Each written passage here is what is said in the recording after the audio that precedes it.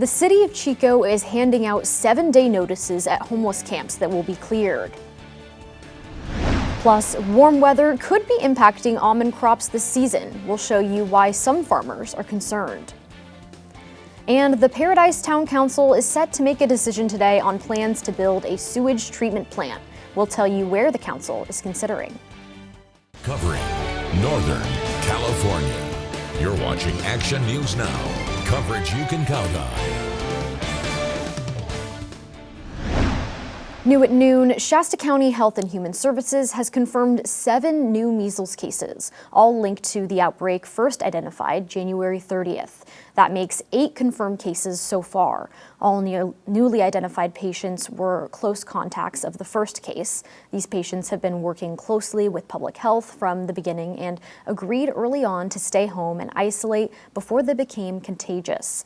No new exposure sites have been designated.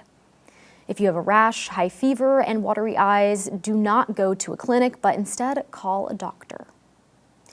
You're looking out over Butte County from the Flea Mountain Alert California camera now. Good afternoon, I'm Bea Barbosa. I'm filling in for Linda Watkins-Bennett. Meteorologist Mikkel Hannah Harding has a look at what you can expect for the day ahead. Well, good afternoon, Bea. We are taking a look at water vapor imagery and just looking at 2 pieces of energy here. You can kind of see a swirl out there in the Pacific, but that southerly one is what's going to bring us some rain chances and snow chances by this evening on a widespread tip. We're looking at Tom Head Lookout in Tehama County. You can see the clouds actively passing through there, but we are expecting precipitation for today. So we'll hit a couple of areas here, starting with the northern mountains. We'll see some rain chances here working in by this afternoon, lasting through this evening into tonight. 50s for highs today, 40s and 50s as you head towards the southern Cascades here into the Sierra. Lots of snow here. We could see some places picking up a foot as we head through tomorrow. Looking at some afternoon rain here for the foothills, lots of 50s, and into the North Valley at least, looking at some 60s PM rain chances and looking at more rain into the Mid Valley as well. We'll talk about your forecast coming up. Thanks, Mikkel. The recent sunshine may have felt good to you, but for Butte County almond farmers, it's a cause for concern. As Action News Now reporter Jerry O'Lennon shows us, a recent warm spell has left growers bracing for an uncertain season.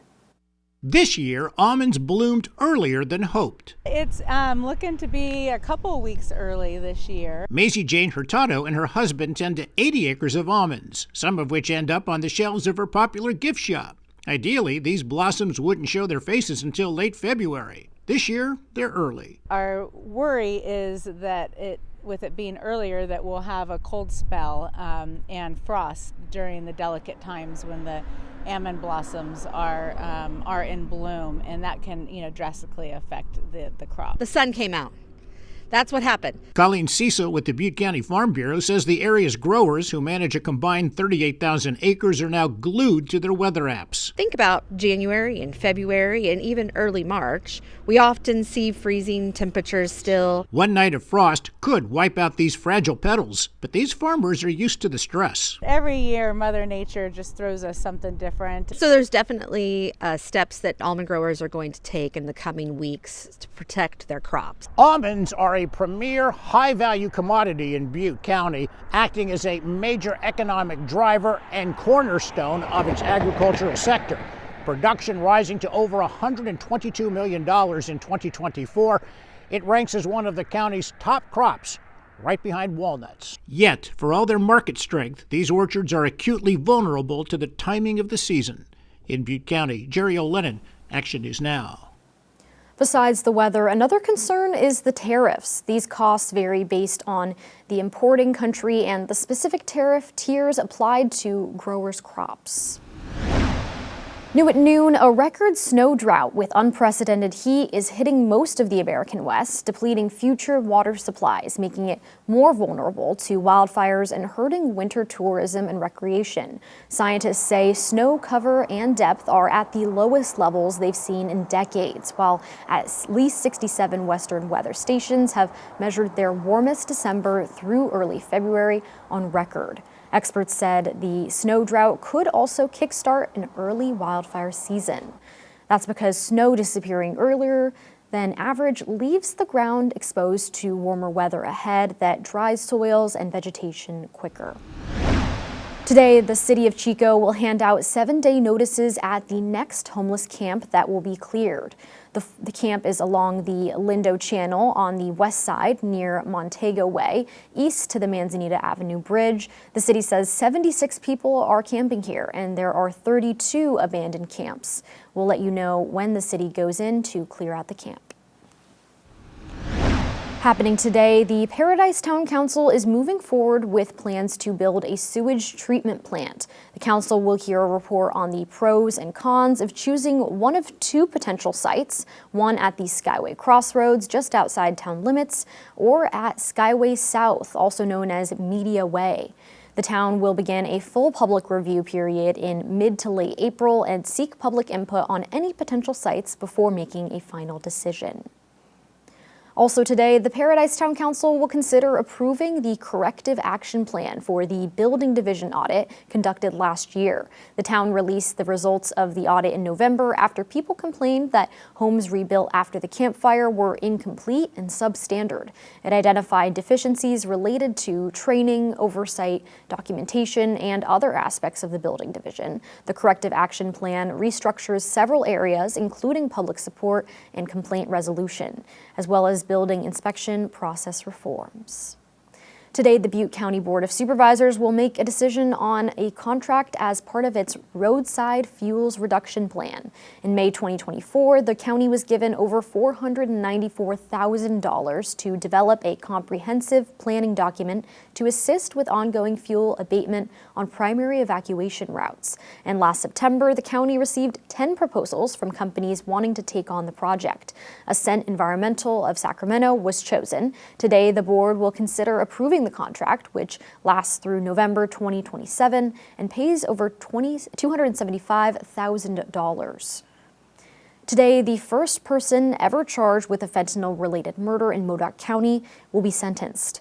This man, Derek Alpole, pleaded guilty to voluntary manslaughter last month. He supplied Fawn Goodwin with a lethal dose of fentanyl in October of last year, leading to her death. Since Alpole entered a plea agreement, he may receive 6 years of felony probation instead of the 6-year prison sentence.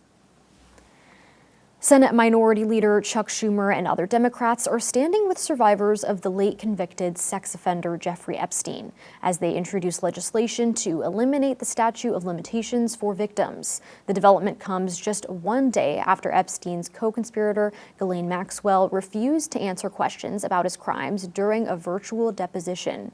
Natalie Brand reports from the White House.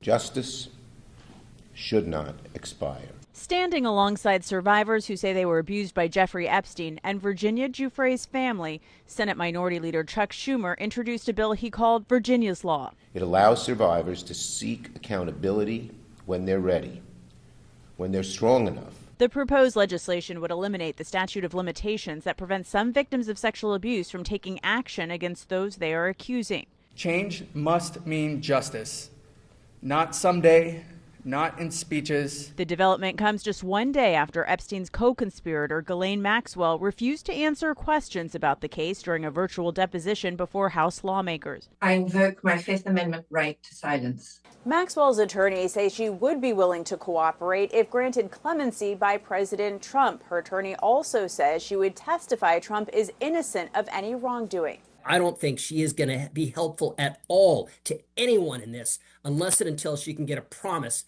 that she'll be let out of jail. On Capitol Hill, lawmakers have also begun viewing the DOJ's unredacted Epstein files, with Congress members Thomas Massey and Ro Khanna alleging powerful individuals are being protected. What I saw that bothered me were the names of at least 6 men that have been redacted that are likely incriminated by their inclusion in these files. They should be releasing these documents. We have many avenues where we can compel that legally. The Miami Herald is reporting the files include an account from a former Palm Beach police chief who said President Trump told him that everyone knew of Epstein's activities, and he called Maxwell Epstein's operative, saying she is, quote, evil. The DOJ says it's not aware of any corroborating evidence that the president contacted law enforcement 20 years ago.